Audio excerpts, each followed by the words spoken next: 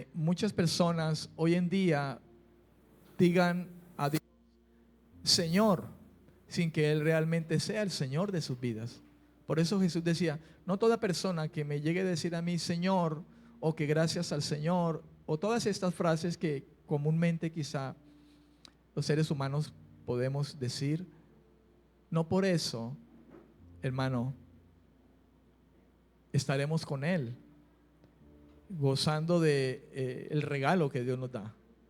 No todo el que le dice al Señor, dice la Escritura, entrará al reino de los cielos. Porque Dios sabe quién es el que verdaderamente le sigue. El Señor sabe quién es el que verdaderamente Él se ha convertido en el Señor de su vida. Y es bueno poder también meditar en algo. Jesús dijo un día a muchas personas que ciertamente eran muy religiosas y decían creer en el Señor, pero le decían Señor sin que Él fuera Señor realmente. Y dijo Jesús esas palabras, y quizás suenen fuertes y tienen que haber sonado fuertes para esas personas en aquel tiempo. Jesús le dijo, ustedes son de su padre el diablo. Y me imagino que muchos se espantaron, porque quizá muchos aparentemente servían a Dios y le decían Señor, pero no habían convertido su corazón, porque su vida era una vida de constante pecado y de no arrepentimiento. Y Jesús les dijo, vosotros sois de vuestro padre el diablo, porque las obras del diablo hacen. ¿Cuáles son las obras del diablo? Pues son todas las obras contrarias a la voluntad de Dios. Mentir. La pregunta es, ¿Dios miente? ¿Verdad que no? El diablo miente y los hombres mentimos, ¿verdad? ¿Verdad que sí? Robamos, adulteramos, somos infieles, somos idólatras. Y todo eso pasaba con esas personas. Por eso Jesús dijo, ustedes son de su padre el diablo, porque las obras del diablo hacen. Pero aquel cuyo padre llega a ser Dios, deja de hacer las obras del diablo y quiere hacer las obras de Dios. Y los hace simplemente porque la gracia de Dios le ha alcanzado y le ha ayudado y le ha capacitado para que lo haga. Eso es toda persona que llega a admitir, hermano, por decirlo de alguna manera, el señorío de Cristo en su vida. ¿Verdad? Aquel cuyo padre es Dios, las obras de Dios hace. ¿Cuáles son las obras de Dios? No se trata de las buenas obras de caridad, y de hecho debemos hacerlas, ¿verdad? Ayudar a otros. No, se trata de obras de obediencia. Obras de obediencia a su buen consejo. Y ese consejo usted y yo sabemos que está en la Biblia, porque la Biblia es la palabra de Dios. En la Biblia está el deseo de Dios, y el deseo de Dios es bueno para con todos los seres humanos. La Escritura dice que los mandamientos de Dios no son gravosos. De modo que, qué bueno, hermano, que podamos nosotros cada vez meditar más y más en esto. Que el Señor sea el Señor de nuestras vidas y asegurarnos de que Él lo sea. Y que quizá el Señor de nuestras vidas no siga siendo el que siempre lo ha sido desde que llegamos a este mundo, ¿verdad? O que quizá no seamos nosotros mismos señores de nuestra propia vida, ¿verdad? Yo vivo mi vida como yo quiero, quizás diciendo no le hago mal a nadie, pero nos conviene que el Señor de nuestra vida realmente sea Él, el que gobierne nuestros corazones. Amén. Voy a continuar con algunos puntos que ya comencé. Voy en el segundo punto, sobre los cuales, hermano, pudiéramos decir nosotros que podemos pensar en que se establece, o podemos establecer, si comprendemos esto, el señorío de Cristo en nosotros, el señorío de Dios. Hablar del señorío de Cristo no es otra cosa que hablar del mismo señorío de Dios, porque Cristo es Dios, Padre, Hijo, Espíritu Santo. Amén. esto, hermano, como algo fundamental de verdadera fe y que está separado de una simple creencia fácil o liviana, como muchas personas suelen decir, creo en Dios, ¿verdad?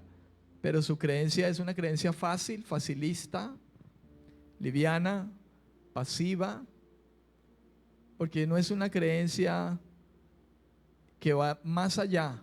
Y cuando digo más allá, hablo de una creencia que se define en obedecer a Dios, en atender a Dios. Y se queda simplemente en una creencia superficial o intelectual. Creo en Dios. No basta con creer en Dios. Es que Dios sea el Dios de mi vida. Porque mucha gente dice creer en Dios, ¿verdad? Pero no basta solamente con creer en Dios, sino con creerle a Dios. Es como cuando yo digo, quizá yo creo en mi padre, pero cuando mi padre me da consejo, me enseña, me corrige, nunca le presto atención. De modo que no estoy creyendo en mi padre, en su consejo, ¿verdad? Lo mismo es con Dios. Creemos en Dios cuando le obedecemos, cuando confiamos. Y de esa manera, pues Él se convierte en el Señor de nuestras vidas. Nosotros sabemos bien que la intención de Dios al decir que Él sea el Señor de nuestras vidas no es que seamos títeres y que nos maneje el antojo. No, es que Dios nos ha dado la capacidad de poder vivir, de tener una voluntad, y aún siendo creyentes, hermano, tenemos voluntad y podemos tener la voluntad de no obedecerle simplemente, de no servirle. Aún como creyentes podemos tener la voluntad de simplemente no consagrarnos. Como creyentes tenemos la voluntad de odiar a alguien. ¿Cuánta gente en congregaciones como estas se odian? ¿Sabía usted? Y a veces por no encontrarse con esa persona prefieren irse a otra congregación. Y es un problema del corazón, ¿verdad? Y quizá uno pudiera pensar, si alguien está tan lleno de odio, pues habría que pensar las palabras que dijo el apóstol Pablo. Mediten seriamente si realmente ustedes son cristianos. Mediten seriamente si realmente ustedes han convertido su vida. Mediten seriamente si ustedes realmente se han arrepentido de su pecado y han abrazado la fe, la confianza plena en Dios. Porque cualquier cosa, hermano, que nosotros hagamos, y quizá lo hagamos de una manera tan fácil, tan deliberada, es algo que puede ser llevado a tela de juicio y pensar si realmente alguien que viva así deliberadamente, pues Cristo sea su Señor, Dios sea su Señor. Amén. Continuando entonces, hermano, con algunos puntos que establecen parte de lo que debemos de saber nosotros y que nos establecen el señorío de Cristo, es, punto número 3, entender que el objeto de la fe es Cristo mismo. El objeto de la fe que un ser humano pueda llegar a decir que tiene en Dios no es otra cosa que Cristo mismo. No es una promesa, tampoco es una simple oración que yo pueda hacer o un credo, ¿verdad? Porque hablemos de la oración aquí. El objeto de la fe es Cristo mismo y no una simple oración. Hay mucha gente que ha hecho oraciones, ¿sabe? Hay mucha gente que predica el evangelio, como lo acabé de hacer contigo, y le dicen a la persona, haz esta oración. Y le hacen hacer, valga la redundancia, una oración a esa persona y le dice, y la guían en la oración. Señor, te recibo como mi Señor, como mi Salvador, me arrepiento, límpiame, escribe mi nombre en el libro de la vida. Amén. Y le dicen a la persona, ya eres salvo. Y nadie es salvo por simplemente decir una oración. Alguien llega a ser salvo cuando asume su condición de pecador y echa mano de la vida eterna y cree el mensaje que se le ha hablado. Solo así lo será, y eso, si sabe Dios que verdaderamente lo hizo.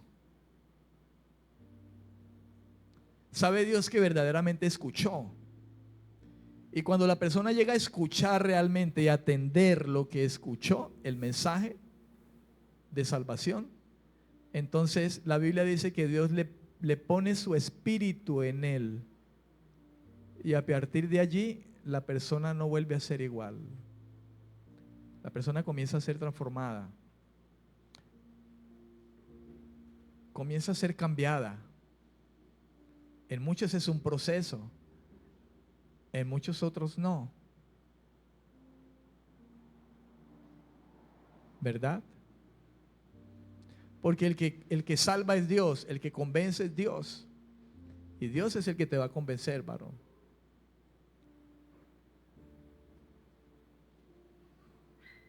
Dios es el que va a redarguir en la mente y en el corazón de la persona.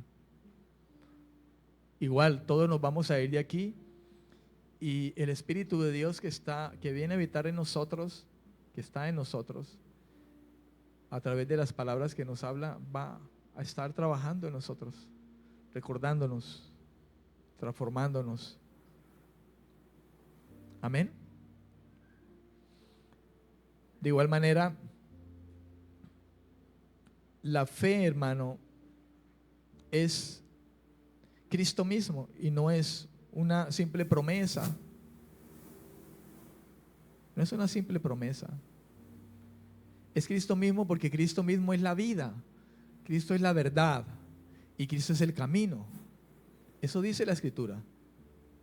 La fe es Cristo mismo porque es que Él es la vida. Él es el camino. Él es la verdad. Fíjese, Cristo no es, aunque Cristo fue la promesa de Dios desde el principio, es más que una promesa. O sea, Dios no se quedó simplemente en una promesa. Voy a enviar al Salvador. No, sino que lo hizo realidad. Por eso Cristo no es simplemente una promesa, no, Cristo es la realidad de Dios. Cristo es la salvación. Cristo es el camino. Cristo es la vida al ser humano que está muerto en sus delitos y pecados, hablando espiritualmente. Porque aunque el ser humano está vivo y nosotros estamos vivos aquí, allá afuera hay mucha gente que está viva, las ves vivos físicamente, pero mientras estén esclavos del pecado están muertos espiritualmente. Y Cristo viene a traer vida, vida nueva, pero también vida eterna. Y con ello, hermano, señorío, no para oprimir, no para esclavizar como el mundo, el pecado nos tenía esclavizados, sino si en alguna manera pudiéramos hablar de que ahora eres el Señor de nosotros y nosotros quizá somos esclavos. No es una esclavitud en el contexto como mucha gente pudiera tomarlo.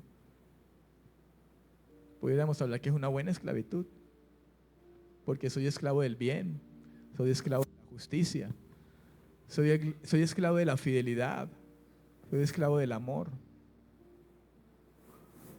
No somos esclavos del odio,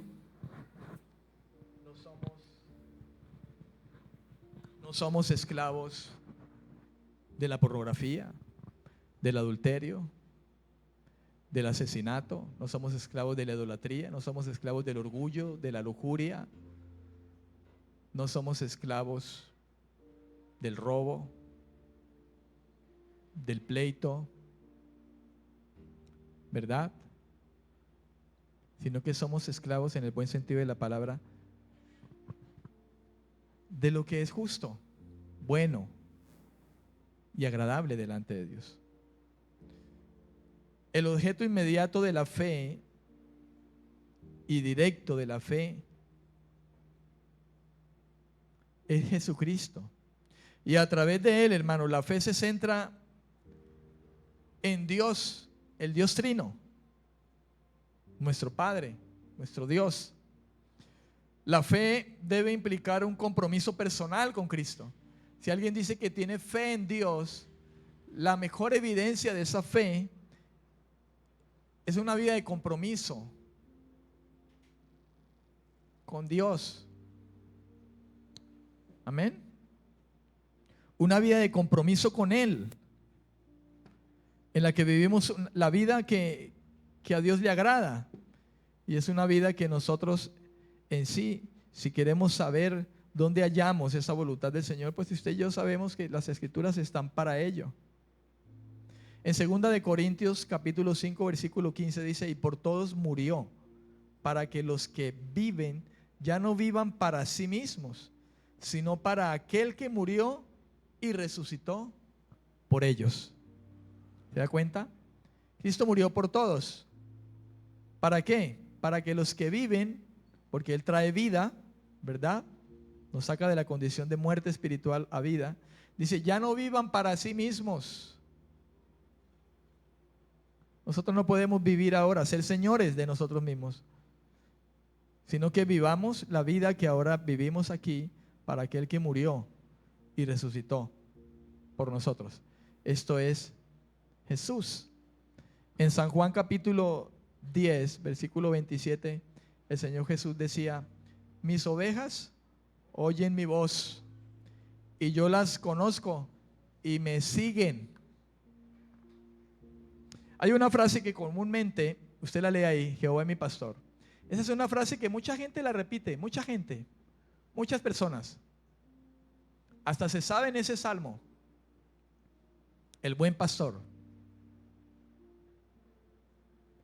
Pero la pregunta ¿es tu pastor Jehová? ¿Es tu pastor el Señor? Porque el pastor de ovejas guía a las ovejas, alimenta a las ovejas y cuida a las ovejas y salva a las ovejas. Y ese mismo papel tiene Dios, Jesús, el buen pastor. Guiarnos, salvarnos, sostenernos, alimentarnos, cuidarnos, enseñarnos, dirigirnos, ¿verdad? Y Jesús dijo, Él como el buen pastor, y Él mismo lo dijo, yo soy el buen pastor que da su vida por sus ovejas. Él dijo, mis ovejas, las que son mías, ellas me oyen. De modo que todo aquel que diga que Jehová es su pastor o el Señor es su pastor, pues la evidencia inmediata, hermano, es que esa persona es alguien que oye al Señor, y oírlo es atenderlo. Y en esa manera Él es Señor, ¿verdad? Él es mi Señor, por eso lo escucho, por eso lo atiendo. Y dice, y yo las conozco. Jesús sabe los que son de Él, Dios sabe los que son de Él, Dios conoce a los que son de Él. Y son de Él los que han sido rescatados en Cristo, los que son de la fe en Cristo, los que han arrepentido su vida, los que han valorado su muerte y creen en su resurrección. La pregunta es si verdaderamente muchas personas que hoy se hallan en congregaciones como esta realmente tienen esa convicción. Es lamentable decirlo, pero llegará el día en que muchos dirán, Señor, y el Señor les va a decir que no los conoce porque no hicieron su voluntad. Muchos pues van a decir, Señor, yo estuve en la iglesia, yo te serví, yo oré por enfermos y usted hizo milagros a través de mi vida. Yo prediqué la Biblia, yo le prediqué a otros, pero el Señor le va a decir, yo no los conozco,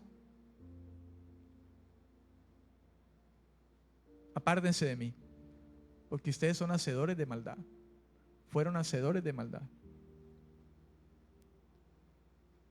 Por eso Jesús decía, no todo el que me diga Señor, Señor, va a entrar al reino de los cielos, sino aquel que hace la voluntad de mi Padre.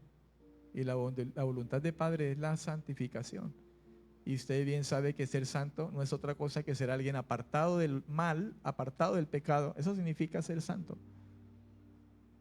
Santo no significa poner una cara de yo no fui, o apariencia de alguien que no hace nada. No, ser santo es alguien que simplemente Dios lo ha puesto en una posición de apartado, para que siga viviendo apartado de lo que no le agrada al Señor. Y entonces Él sea su Señor. Y otra cosa que dicen, y me siguen. El que es de Dios, el que dice que cree en Dios, a la manera de Dios, porque hay quienes creen en Dios pero a su manera. El que dice que cree en Dios a la manera de Dios, indefectiblemente va a ser alguien que va a seguir al Señor. Y seguir al Señor no es simplemente seguirlo en la manera de que yo me congrego cada 8 días, yo me congrego todos los días de la semana. Seguir a Dios es obedecer a Dios, es atender a Dios, es creer en lo que Él dice aquí que es bueno. Su palabra es buena, su deseo es bueno.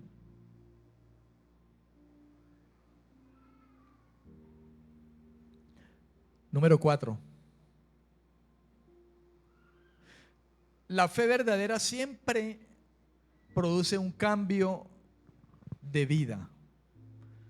Alguien que dice que tiene fe en Dios, que cree en Dios, la evidencia de que esa fe es verdadera, o esa creencia que dice tener es verdadera, es genuina, es correcta, es que su vida va a producir cambios. Y el cambio comienza desde dentro, en su mente, en su corazón, en su conciencia, en su voluntad, en sus deseos, en sus pasiones, en su conducta. No es un cambio externo. Muchos cambian externamente. Muchos llegan a una iglesia y dicen creer en Cristo, haber nacido de nuevo, y cambian externamente. Las mujeres dejan de ponerse quizá la falda corta que se colocaban antes de llegar al evangelio, y le sueltan a la falda y se la dejan hasta el tobillo. Y usan el cuello hasta acá. Y comúnmente quizás se dejan crecer el cabello largo, ¿verdad? Hay un dicho jocoso, dice, pero dejan la lengua larga. Porque el cambio no es por fuera, hermano. El cambio comienza por dentro. Adentro, el alma, el pensamiento, la voluntad, los deseos, las pasiones.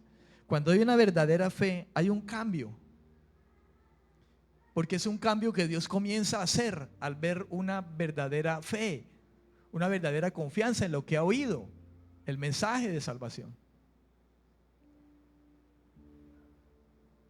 Es un cambio real, es el producto de la acción de Dios dentro de un corazón que comprendió el mensaje de salvación, que lo valoró, que lo abrazó, que se arrepintió y que confió, que tuvo fe. Entonces Dios hace un cambio, porque es Dios el que cambia. Nadie cambia. Olvídese de eso.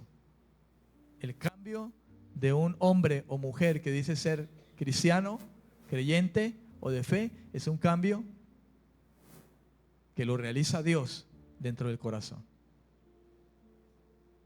cuando hace habitar su espíritu. La vida de Dios comienza a gestarse en la vida de nosotros. Entonces, Él comienza a ser el Señor en nosotros. Amén. En 2 Corintios 5:17, la Biblia dice: de modo que si alguno está en Cristo, o sea, ha llegado a confiar en Cristo, valorar el sacrificio de lo que Él hizo en la cruz, entender la obra de Cristo, dice, es una nueva criatura, una nueva creación. Porque Dios ha comenzado a obrar un trabajo en el alma de esa persona, que ha creído, que ha confiado. Y dice, las cosas viejas pasaron, y aquí todas son hechas nuevas. ¿Qué quiere decir que las cosas viejas pasaron? Quiere decir que la vida pasada quedó atrás.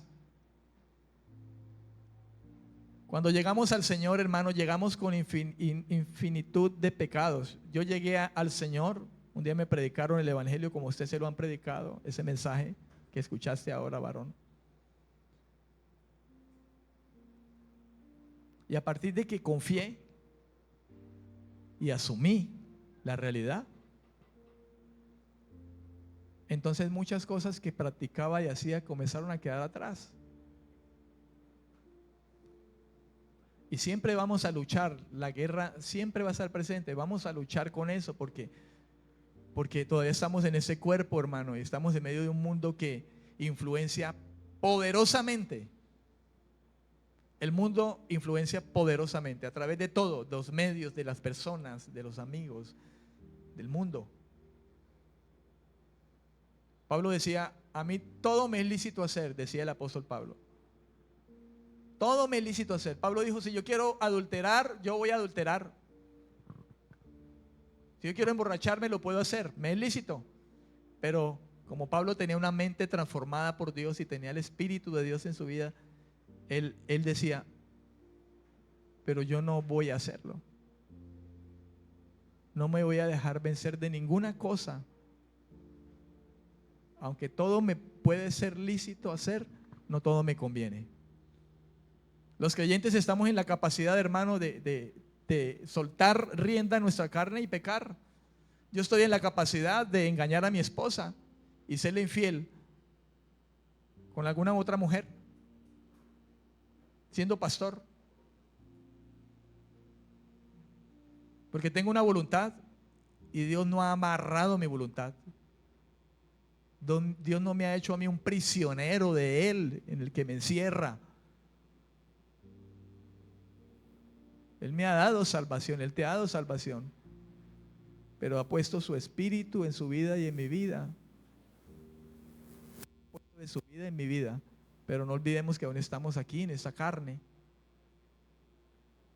Y Dios no ha puesto presa nuestra voluntad. Amén. Sino que contrariamente nos da la libertad, hermanos, de aún siendo salvos y estando en medio de este mundo, escoger si le vamos a serle fiel o no. Lo cierto es que en medio de eso tenemos una bondad de Dios, es que nos ha dado su Espíritu para capacitarnos para vivir una vida escogiendo no pecar. Por eso yo, aunque soy tentado, ¿verdad?, escojo no ceder a la tentación. Y cuando la tentación viene, entonces escojo ir de rodillas a Dios y decirle, Señor, no me dejes caer en tentación y líbrame del mal, como dice Mateo capítulo 6. Recuerda la oración del Padre nuestro que estás en los cielos, santificado sea tu nombre. Venga tu reino a mi vida y hágase tu voluntad y no la mía. No nos dejes caer en tentación y líbranos del mal. Ese mal es el maligno, el diablo, que anda, dice, como león rugiente buscando a quien devorar. La persona en su interior es transformada por el Espíritu de Dios. Pero el Espíritu de Dios no viene sino previamente al arrepentimiento genuino, verdadero, real, y no a un simple remordimiento. Y previo a la fe, la confianza verdadera en Él. Un creer serio. Creo en Dios. Es un creer serio.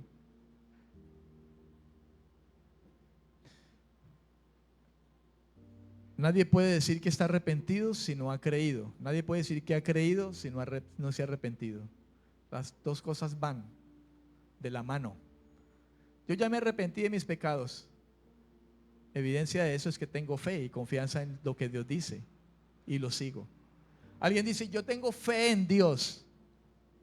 No puede decir que tiene fe en Dios si su vida no es una vida de arrepentimiento, o sea, apartada del pecado. Por eso dice, de modo que si alguno dice que es cristiano, es una nueva persona. Las cosas viejas pasan, deben pasar, y todas son hechas nuevas. Amén. Todas son hechas nuevas. Pablo decía en Gálatas capítulo 2, versículo 20, él decía esto: con Cristo estoy juntamente crucificado, porque Cristo murió crucificado ahí, ¿verdad? Por los pecados de todos. O sea, la cruz de Cristo fue porque los pecados de nosotros fue echado sobre él. Dios echó nuestros pecados sobre él. Por ende, nosotros decimos, él fue el hombre culpable.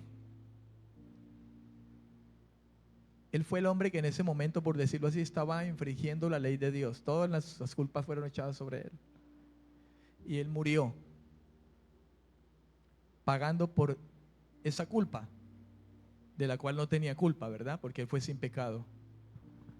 Pero lo poderoso es que, como él fue sin pecado realmente, y esos pecados no eran de él, sino de nosotros, resucitó. La muerte no tuvo ninguna autoridad con Jesús, por eso resucitó. Porque el poder de la muerte, hermano, es el pecado. Amén. Pero como Cristo no pecó, se levantó de los muertos. Y por eso es que nosotros podemos tener victoria cuando creemos y confiamos en Él. Es como si hubiéramos muerto en esa cruz nosotros, ¿verdad? Con Él ahí, en esa cruz. Y morimos con Él. Pero cuando Él resucita, Él también nos resucita a nosotros con Él. Amén. A eso se refiere Pablo. Con Cristo estoy juntamente crucificado. O sea, mi vida está crucificada al pecado. Ya no vivo yo, mas vive Cristo en mí. Y lo que ahora vivo en la carne, o sea, en este cuerpo de carne, en este cuerpo, lo vivo en la fe del Hijo de Dios. O sea, en la confianza plena en el Hijo de Dios, en Cristo, en su muerte y en su palabra. Porque Cristo antes de morir predicó. Cristo antes de morir enseñó la vida que a Dios le agrada que los seres humanos viviéramos. Él dijo: no mientan, no maten, no roben, no juren en vano, no odien, sean fieles a sus esposas, etcétera, etcétera, etcétera. Antes de morir Cristo, Él enseñó. Y el propósito es que nosotros caminemos en las palabras de Jesús. El cual dice: me amó y se entregó a sí mismo por mí. Y llegado a eso, entonces, hermano, Romanos 6:6, y voy a leer este versículo en la Nueva Traducción Viviente, dice: sabemos que nuestro antiguo ser pecaminoso fue crucificado con Cristo, para que el pecado perdiera su poder en nuestra vida, o sea, ya no nos domine, ya no se señoree de nosotros. Ya no somos esclavos del pecado, dice esta versión, Nueva Traducción Viviente, Romanos 6:6. Aquellos con una fe genuina, hermano, los que están sometidos al señorío de Cristo, siguen a Jesús. Aman a sus hermanos en la fe. Y los aman de verdad, no de lengua. Hermano, lo amo. Pero luego está hablando mal del hermano, lo está odiando. Es doble con él. Eso no es amor. El amor se demuestra con conductas, con comportamientos, con actitudes, ¿verdad? Aquellos que tienen una fe genuina obedecen los mandamientos de Dios.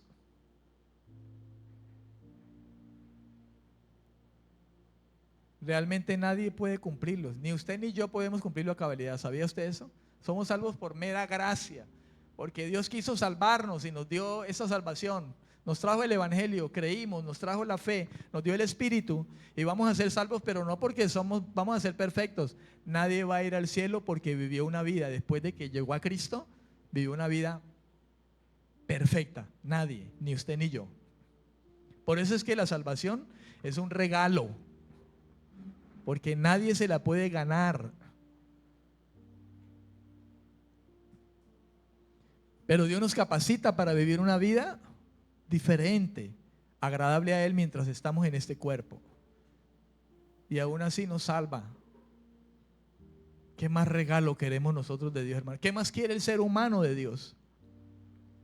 ¿Qué más queremos nosotros de Dios? ¿Quién quiere ir al infierno aquí? Levante la mano. ¿Quién quiere ir al infierno? ¿Mm? Ahora si yo le pregunto a usted, ¿usted quiere ir al cielo cuando muera? ¿Cuántos levantan la mano? Levántela, hermano. Yo sé que usted también quiere ir para allá. Usted no se quiere ir para el infierno, mi hijo. Por eso le digo, tome en serio el mensaje. Yo sé que tienes una lucha espiritual ahí, yo lo sé. Pero ríndete a Dios, no a una religión. Oiga, es que nadie quiere el infierno. Olvídese, hermano.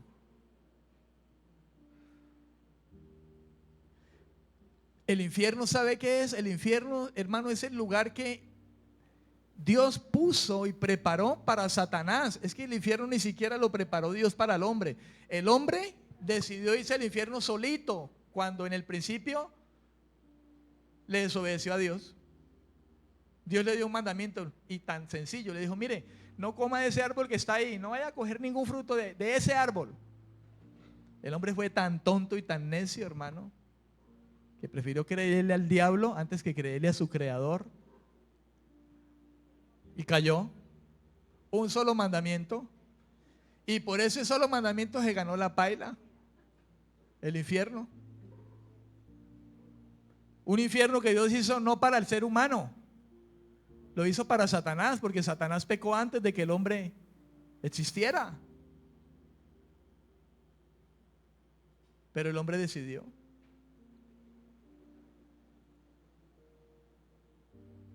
La pregunta es, ¿quién se quiere ir para el infierno? Hay necios que dicen, pues me voy para el infierno, me voy allá a bailar con San Pedro.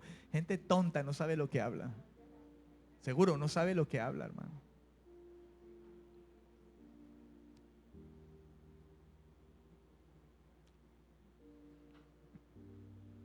Esa es la pregunta, ¿no? ¿Quién quiere irse para el infierno? Seguro, nadie.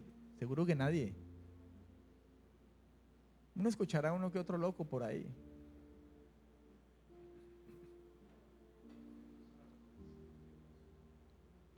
Escuche, alguien con una fe genuina obedece los mandamientos. O sea, hermano, se esmera. Y eso porque Dios, nosotros sabemos que Dios mismo es el que ha preparado ese querer como el hacer. ¿Verdad? Hacen la voluntad de Dios, permanecen en la palabra de Dios, guardan la palabra de Dios. Guardarla es que la guardan aquí en el corazón, la tienen en cuenta, ¿verdad? Para su vida. No es que cogen la Biblia y la guardan por allá, aunque hay muchos, ¿no?, que cogen la palabra de Dios y la guardan por ahí. Ya, nunca la leen, nunca, no se interesan. Vea, los que tienen una fe genuina hacen buenas obras. Buenas obras aquí en Efesios 2:10. Están asustando, ¿no? Buenas obras en Efesios 2:10 habla de las buenas acciones de obediencia. Pero buenas obras también es que tú ayudas a alguien que tiene hambre, le das de comer, alguien que está desnudo, lo vistes, lo ayudas. Esas son buenas obras también. Pero nosotros sabemos que nosotros no somos salvos por esas buenas obras, porque cualquier persona puede hacer buenas obras, pero las buenas obras no van a entrar a nadie en el reino de los cielos. Pero cuando habla de buenas obras, aquí se refiere es a la buena manera de vivir, a la vida recta, a la vida de justicia, la vida correcta. Y aquellos que tienen una fe genuina continúan en la fe constantemente. No es que hoy creen y ya mañana no. Creen un año y al otro año ya no creen. El que tiene una fe genuina va a permanecer, siempre va a permanecer. Porque llegó a una fe genuina y Dios lo aseguró. Usted ha escuchado que el Espíritu Santo, hermano, es como de alguna manera hablar de un sello que Dios le da a las personas y lo asegura. De modo que el que ha llegado a una fe genuina hoy cree, mañana no. Dentro de 8 días ya no. No, ya yo no soy cristiano. Alguien que llegó a ser, que dice que llegó a ser cristiano y dentro de 1 año, 2 años dice que ya no es cristiano, ese nunca llegó a serlo. Porque el que llega a ser cristiano verdaderamente, Dios lo sella con su espíritu y lo asegura.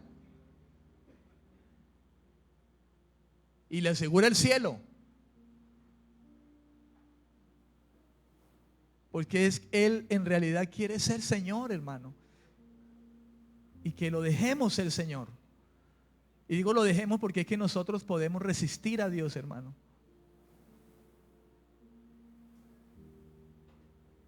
En no querer hacer la voluntad de Él. Y contrariamente ser señores de nosotros mismos. Y de paso alguien comience de nuevo a ser Señor, a señorear sobre nosotros con el pecado. Número 5.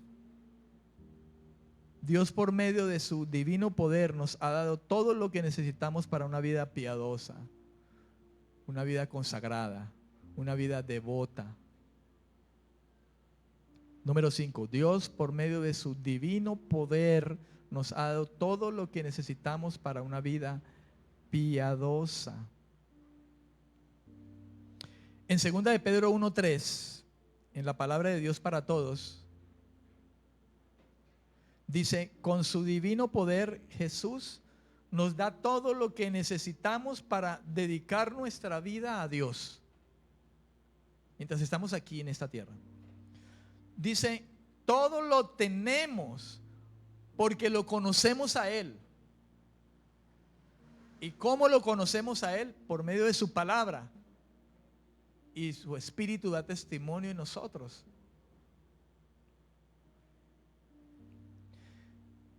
Todo lo que tenemos, todo lo tenemos porque lo conocemos a Él, quien nos llamó por su gloria y excelencia. La palabra poder ahí, hermano, significa capacidad inherente, significa fuerza. Esa palabra poder es en el original en que fue escrito, esa palabra en el griego es dunamis y significa eso, capacidad inherente, fuerza, poder. Se refiere al mismo hecho de que Dios nos ha capacitado a nosotros con su poder, nos ha dado la capacidad, nos ha dado la fuerza de poder, hermano, vivir y dedicar nuestras vidas a Dios. No estamos solos en el camino de Él, en el camino del Evangelio.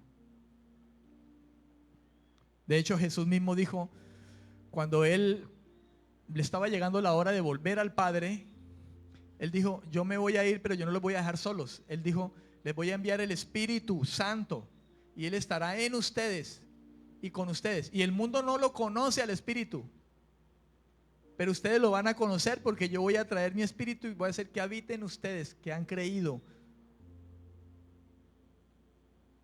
Y Él les va a guiar, Él les va a ayudar, Él les va a enseñar, Él les va a recordar todas las cosas.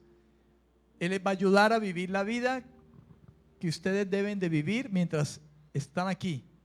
Yo me voy. Y Jesús dijo: les conviene que yo me vaya, porque cuando yo me vaya, entonces el Espíritu de Dios vendrá sobre ustedes. Mi Padre lo va a enviar, mi Padre y yo lo vamos a enviar. Va a venir a ustedes y los va a capacitar para que vivan la vida de Dios mientras están aquí en esta tierra. Pero Dios quiere que vivamos una vida real, no de apariencias, hermano. Una vida de apariencia cristiana no es una vida cristiana verdadera. Y es un engaño de la persona. Dios quiere gente genuina, arrepentida genuinamente, con fe genuina, con entrega genuina, no con apariencia, como hay muchos que se dicen ser cristianos y son apariencia.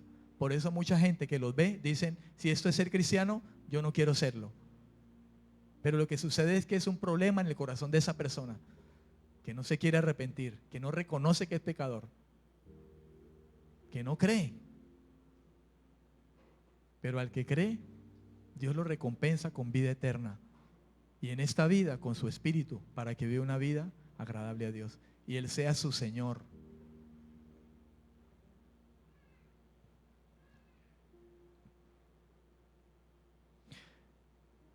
Amén. En Romanos 8:32 dice: el que no escatimó ni a su propio hijo, sino que lo entregó por todos nosotros, ¿cómo no nos dará también con él todas las cosas?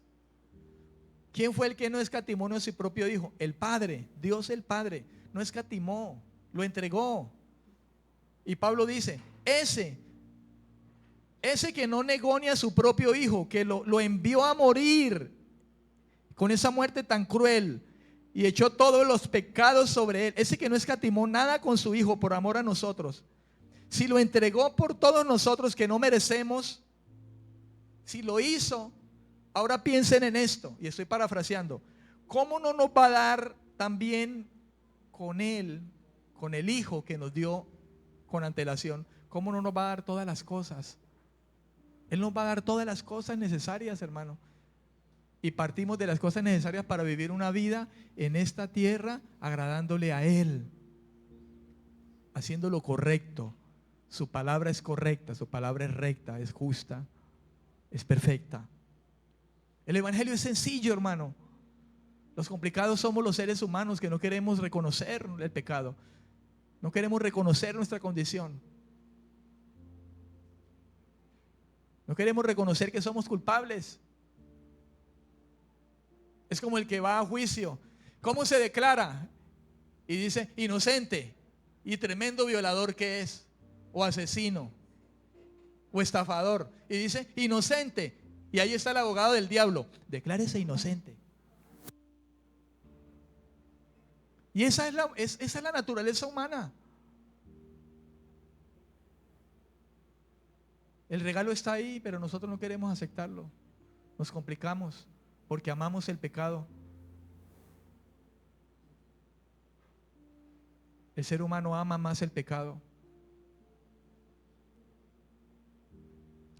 El ser humano huye a la luz, que es Cristo. Dice: aman más el pecado y huyen de la luz para que sus obras no sean descubiertas, para que su pecado no sea descubierto. Pero es mejor descubrir, hermano, el pecado. Es mejor hacerlo, es mejor rendirse. ¿Cómo escaparemos? La muerte es inevitable, el juicio también. Y estoy hablando con cristianos. Y cuando hablo del juicio, no estoy hablando con ustedes del juicio para ir al infierno, que se le espera a aquel que definitivamente dice: no, Cristo, déjame. El que rechaza a Cristo, el que rechaza el mensaje de salvación. Dice la Biblia: para ese no le espera sino el infierno. ¿Por qué? ¿Porque Dios lo quiso meter allá? No, porque usted se quiso ir. Pero también puede hablar de juicio para nosotros, porque la Biblia dice que también los hijos de Dios vamos a ser llamados a juicio. Salvos con Él, pero también nos va a llamar: venga, hijo, yo te salvé, estás aquí conmigo en el cielo, pero ven, porque vamos a tener que estar a cuentas, porque mientras estabas también en la tierra, como mi hijo, cristiano, salvo, también cometiste errores, y hay muchos que los cometiste por pura necedad, porque te descuidaste o porque fuiste sinvergüenza.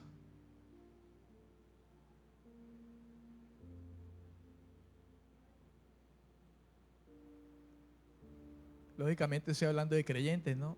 No el creyente que llega a pecar adrede o es un practicante. El cristiano ya no es practicante, pero sí puede fallar.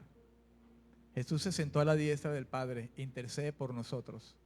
Si alguno llega a pecar, dice, el creyente ya no es practicante del pecado, ya no practica el pecado, pero si alguno llegare a pecar, abogado tenemos para con el Padre, a Jesucristo el justo. Y podemos venir, que en un arrepentimiento Dios nos levanta, nos ayuda a seguir adelante. Y van a venir consecuencias. Si llegamos a pecar estando en la condición de creyentes ahora, el pecado siempre traerá consecuencias, pero es mejor no pecar, hermano. Estar ahí con Dios en oración, en búsqueda, apartarse, depender de Dios, que Él sea el Señor de mi vida. Número 6. La Biblia enseña que Jesús es el Señor de todos. La Biblia enseña que Jesús es el Señor de todos.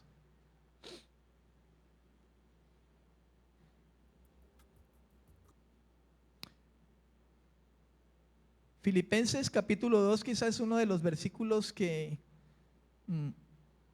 nos da buena luz sobre esto.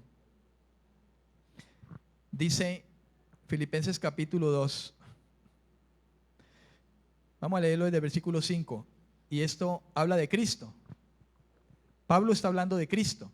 Dice: haya pues en vosotros este sentir que hubo en Cristo Jesús, el cual siendo en forma de Dios, no estimó el ser igual a Dios como cosa a que aferrarse, sino que él se despojó a sí mismo, tomando forma de siervo, hecho semejante a los hombres, y estando en esa condición de hombre, se humilló a sí mismo, haciéndose obediente hasta la muerte, y muerte de cruz.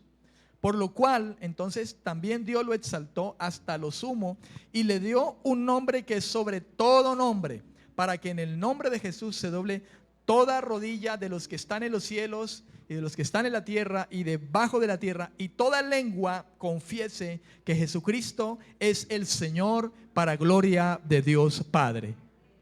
Él es el Señor, le guste a quien le guste y a quien no le guste también. La Biblia dice: un día todos los que habitan en los cielos, excepto el Padre, los que están en la tierra y debajo de la tierra, hablando de demonios, van a reconocer que Él es el Señor. Toda lengua va a confesar. ¿Sabe, hermano? Es mejor confesar que Él es el Señor desde ahora y que realmente sea el Señor, que no solamente sea de labios. Porque va a llegar el momento en que mucha gente va a decir: Señor, Señor. Ya es muy tarde. Ahora sí creo. El Señor dice: ya es tarde. La gracia se acabó. Y estamos viviendo en la gracia, el tiempo en que Dios le está dando la oportunidad al mundo de que se arrepienta, a la gente de que se arrepienta.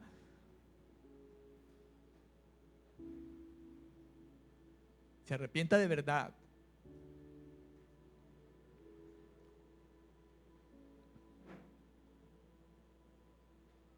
Número 7. Aquellos que verdaderamente creen en Cristo lo amarán.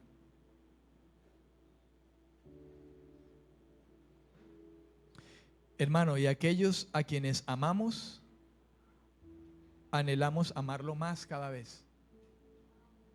Si alguien dice que ama a Dios, ama a Cristo, porque Cristo es Dios. Si alguien aborrece a Cristo, aborrece a Dios. Y si decimos que amamos a Dios, que amamos a Cristo,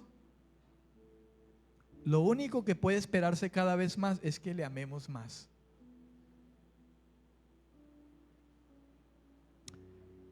Y usted y yo sabemos que amar es mucho más que decir cosas de lengua. Te amo. Amar es acción. Alguien dice que ama a su esposa, que su esposa es su adoración, pero duerme con otras mujeres. Una vez le dije a un compañero de trabajo, cuando trabajaba en la empresa, le dije a un compañero que se amaba a su esposa. Y de hecho, la esposa de ese compañero era una mujer muy bonita, muy bella, de rostro y de cuerpo. Trabajaba yo en Maicena, aún no era pastor. Y le dije: ¿tú amas a tu esposa? Me dijo: mi esposa es mi adoración, yo amo a esa mujer. Entonces le dije: ¿por qué entonces la engañas y duermes con otras mujeres? Porque él me invitaba a mí a que yo lo acompañara, sabiendo que era cristiano.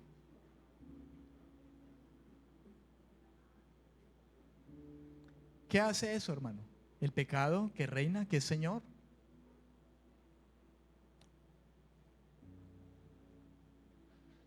La pregunta es: ¿amaba a su esposa de verdad?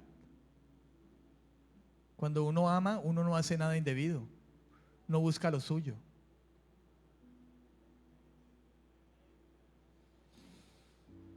Lo mismo es con Dios, hermano.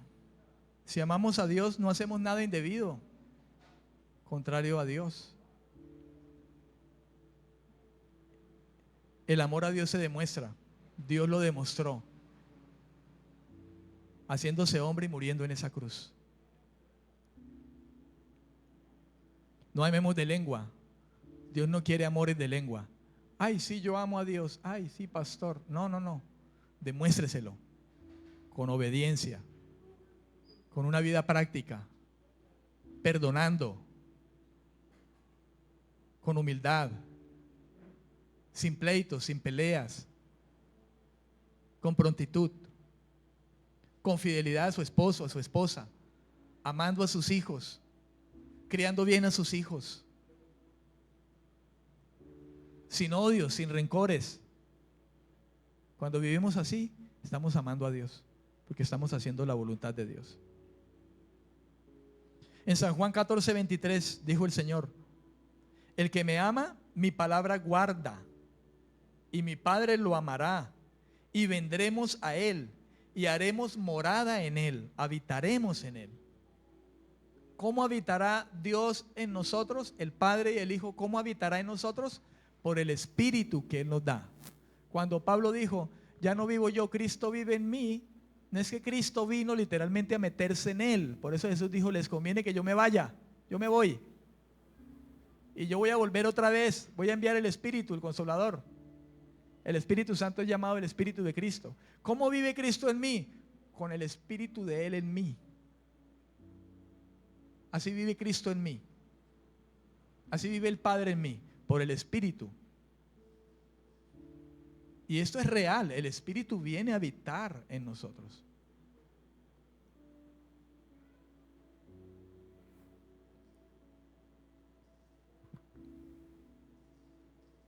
Esta declaración del Señor Jesús, hermanos, subraya la responsabilidad de cada discípulo. Un discípulo es uno que sigue a Cristo. Lo sigue. De modo que lo que Jesús habla aquí subraya la responsabilidad de cada uno de nosotros, si somos discípulos, para preguntarse si realmente le ama. Esto puede demostrarlo cuando guarda su palabra, o sea, la obedece, asume su palabra y no su propio pensamiento, las palabras del mundo, las filosofías del mundo, no, sino su palabra. Lo que equivale también a guardar sus mandamientos. Y si alguien demuestra así su amor por Jesús, entonces recibirá el amor del Padre también. Número 8. La Biblia enseña que el comportamiento es una prueba importante de la fe. La obediencia es la evidencia de que nuestra fe es genuina. ¿Escuchó eso? La obediencia es la evidencia de que la fe es genuina en una persona.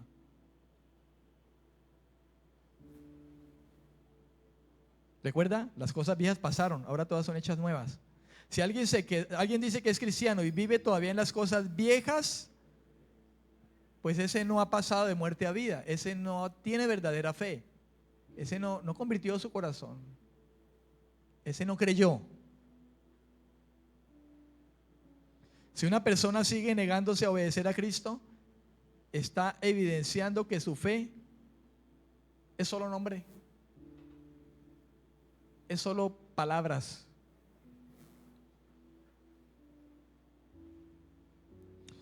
San Juan 2, versículo 3 y 4.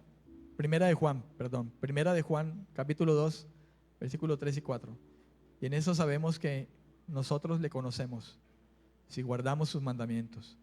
El que dice, yo le conozco y no guarda sus mandamientos, el tal es un mentiroso y la verdad no está en él.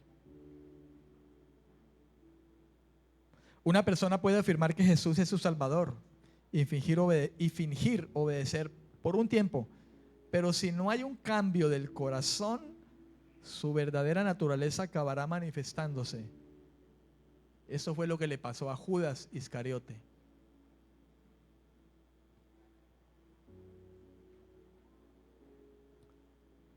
Otro punto. Y último, los creyentes genuinos pueden tropezar y caer, pero van a perseverar en la fe. Los creyentes genuinos pueden llegar a tropezar y caer, pero van a perseverar en la fe. Esto fue el caso de Simón Pedro. Para empezar, un creyente que se aleja completamente del Señor demuestra claramente que nunca nació de nuevo. Para empezar, partamos de ahí. Alguien que dice ser creyente, pero se aleja completamente, comienza a vivir su vida como la vivía antes, como todo el mundo la vive normalmente, entre comillas, normalmente. Este no demuestra otra cosa más que nunca nació de nuevo. O sea, nunca se arrepintió, nunca creyó, nunca tomó en serio el evangelio. Dijo, no, yo estoy bien, todo está bien. Se autojustifica porque cree que es una buena persona. Humanamente, aquí somos buenas personas, ¿verdad? ¿Cuántos saben que yo soy una buena persona?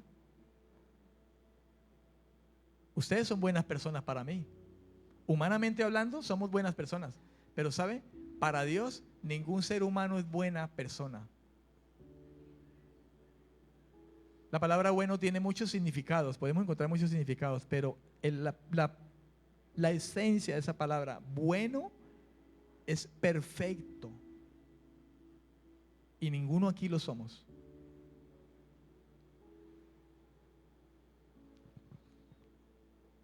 Amén. Ninguno aquí, hermano, lo somos. Es más, siendo creyentes aquí, pudiéramos decir, yo pudiera decirle a ustedes, vaya a traigan una piedra afuera y el que esté libre de pecado, que me coja piedra. A no ser que usted tenga el diablo adentro, pues me va a descalabrar y hasta me va a matar, ¿no? Pero le aseguro que ninguno va a ser capaz de tirar la piedra. Te puedo decir, en el nombre del Señor Jesucristo, en cuya presencia estoy, como decía el profeta, que si usted está libre de pecado, entiérreme aquí bajo piedras. Le aseguro que usted no va a ser capaz. Y es salvo.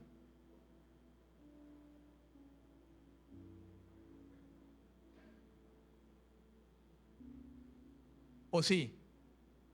¿Alguien se puede poner en pie y decir que sí? No, hermano, todavía somos vulnerables.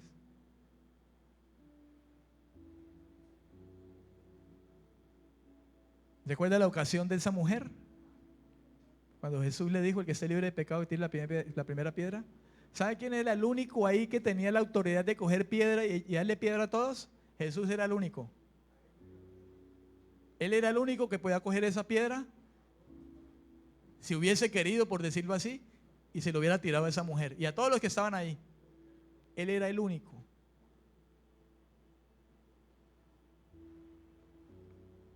Pero nosotros, hermanos, todavía podemos tropezar y caer.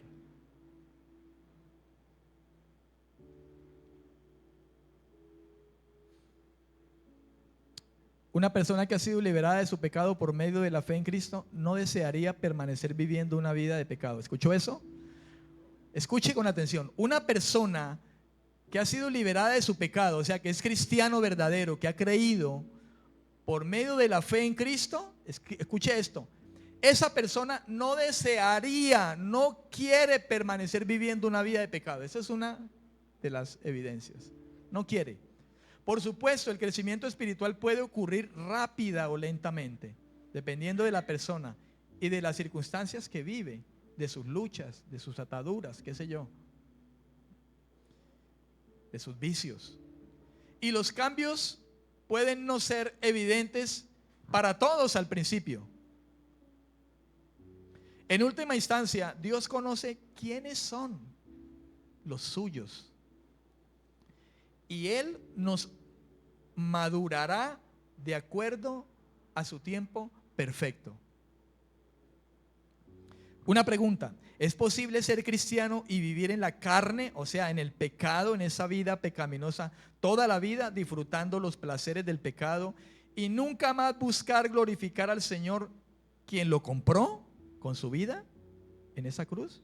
¿Es posible? ¿Puede un pecador despreciar el señorío de Cristo y aún así decir que Él es su Salvador?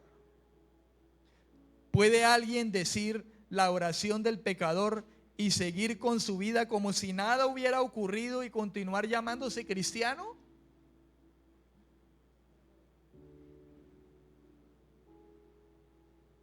El señorío de Cristo dice no, no a todas esas preguntas.